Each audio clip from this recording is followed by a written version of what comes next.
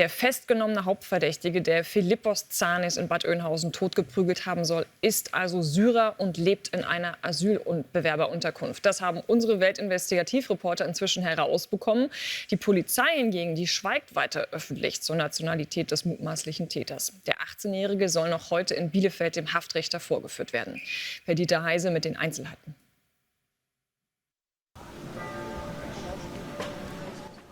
Glockengeläut, Blumen, Kerzen, ein letzter Gruß. Hunderte Menschen sind zu der Gedenkfeier gekommen, hier im Kurpark von Bad Oeynhausen, wo Philippos Tsanis die tödlichen Verletzungen erlitt.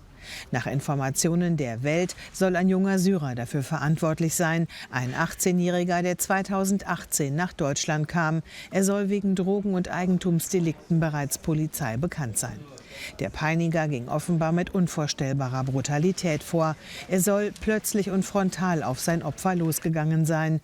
Der 20-Jährige ist daraufhin offenbar nach hinten gestürzt und mit dem Kopf hart aufgeschlagen. Doch selbst als er am Boden lag, ließ der Schläger nicht von ihm ab. Das geht aus dem Polizeibericht hervor, wie die Welt berichtet. In dem Protokoll heißt es demnach weiter: Der nunmehr über dem Geschädigten sich befindende Tatverdächtige schlägt mehrfach mit der Faust gegen den Kopf.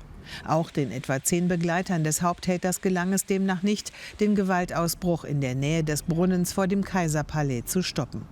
Und als er sich von dem 20-Jährigen abwandte, griff er dessen Freund an. Der 19-Jährige, der ebenfalls der Gedenkfeier beiwohnte, wurde im Gesicht verletzt. Worüber die beiden Freunde mit der Männergruppe in Streit gerieten, ist noch unklar. Der Vater von Philippos Tsanis weiß nur so viel. Er war ein friedvoller Mensch. Er war ein Mensch, der mehr an die anderen Leute gedacht hat. Es war ein Mensch, der ist bei Konflikten ist er sofort dazwischen gegangen und hat die Schwachen beschützt. So war es auch an den Abend, wie wir gehört haben. Der ist dazwischen gegangen, um zu helfen, dass es keinen Streit gibt. Und leider Gottes ist er das Opfer geworden. 3 Tage nach der tödlichen Attacke nahm die Polizei den 18-Jährigen als Hauptverdächtigen fest. Es handelt sich dabei um einen 18-jährigen Mann aus Bad Oeynhausen. Er ist dort wohnhaft und wurde auch in Bad Oeynhausen an seinem Wohnsitz festgenommen. Wir gehen davon aus, dass der jetzt festgenommene 18-Jährige auch Haupttäter war. Ihm wird vorgeworfen, dem 20-jährigen Mindener die tödlichen Verletzungen zugefügt zu haben. Der junge Mann soll heute einem Haftrichter vorgeführt werden. Und damit nach Bad Oeynhausen zu Anna-Marleen Hove. Anna-Marleen, das Gedenken steht im Fokus, aber natürlich auch die Wut über diesen Vorfall. Und nun haben also unsere Recherchen auch ergeben, dass der festgenommene Hauptverdächtige offenbar ein Asylbewerber aus Syrien ist. Welche weiteren Details sind denn inzwischen über ihn bekannt? Ja, die Polizei hält sich immer noch gemeinschaftlich mit der Staatsanwaltschaft hier sehr bedeckt, wenn es um diesen mutmaßlichen Tatverdächtigen geht. Er soll heute noch dem Haftrichter vorgeführt werden und dann möchte man hier nähere Erkenntnisse zu diesem Tatverdächtigen dann bekannt geben. Du hast es eben erzählt, was unsere Recherchen ergeben haben. Es soll sich dabei um einen 18-jährigen Syrer handeln, der seit 2018 in Deutschland ist, und er soll unter anderem auch Polizei bekannt sein, unter anderem wegen Drogendelikten und Einbruchsvergehen. Und eine Augenzeugin soll ja auch geschildert haben in dem Zusammenhang mit der Tat, wie eben dieser mutmaßliche Tatverdächtige dann sogar noch nach dem Angriff auf Philippos und seinen Freund die Tasche von Philippos genommen haben soll und damit geflüchtet sein soll. Anna-Marleen, wie geht man denn dort um? Hast du schon erste Reaktionen jetzt auch einfangen können in Bad Oeynhausen nach diesen neuesten Informationen?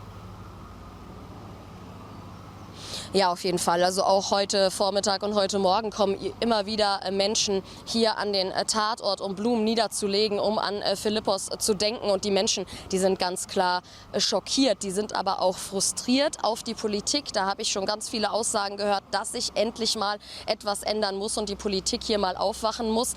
Aber der Schockzustand und die Wut dadurch, das sind eigentlich so die Emotionen, die ich hier am meisten auffassen kann. Wie kann so etwas in einer Kurstadt wie Bad Oeynhausen überhaupt passieren, an einem so schönen Abend, an einem Abiball, wo alle eigentlich nur Freude im Sinn haben und feiern wollen, wird einfach so eine brutale Gewalttat verübt, völlig aus dem Nichts, völlig sinnlos vor allem auch. Das können die Menschen hier natürlich vor Ort überhaupt nicht begreifen. Zum Thema der Nationalität habe ich hier verschiedene Aussagen gehört. Die einen sagen, völlig unwichtig, woher der mutmaßliche Täter kommt. Andere wiederum sagen, ja, warum macht man da so ein Geheimnis draus? Man kann doch ruhig die Fakten nennen, wie sie sind. Man hat halt eben Angst vor diesem politischen Diskurs, der da aufkocht oder aufkochen wird. Aber die Menschen, und das ist das, was ich hier eigentlich im Großen und Ganzen mitbekommen habe, wenn man es mal so salopp sagen darf, die haben die Schnauze voll, dass sowas immer wieder passiert